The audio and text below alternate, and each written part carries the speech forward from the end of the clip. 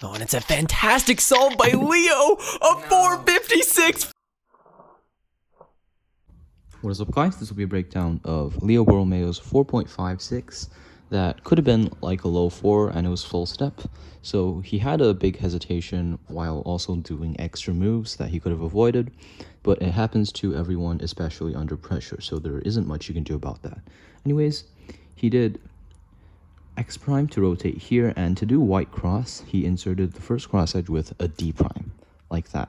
And now that the orange cross edge is solved, he could just solve the green one right next to it, like that, to put it in place. And then he did D to align them. And to solve this cross edge, he could have done R prime, U2 prime, R prime F, like that, to solve both of them. But he did instead R2, and then wide R, U prime, wide R prime, most likely to influence the first pair. But something I want to point out is you could also do R prime, M prime, U prime, wide R prime technically. But what he did is fine. So he did that.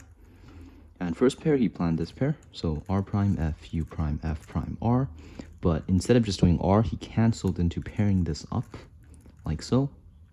And here, he could have inserted it with LU to L prime, and then he would have this very nice 6-mover multi-slot, which goes like this. But instead of doing that, he did U prime, L, U prime, L prime. And here, he still had a very nice multi-slot, so just paired up with R, U, R prime. But this is where he had the hesitation, so he did U, Y prime, R, R prime, and then rotate back, so 2 rotations and 2 extra R moves.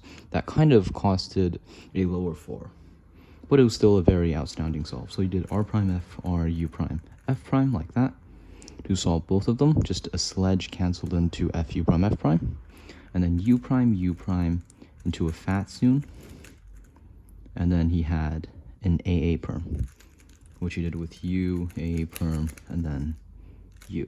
So yeah, it was a pretty nice solve, but without the hesitation, it could have been better. Still a very outstanding solve and had a very high TPS. So yeah, thanks for watching.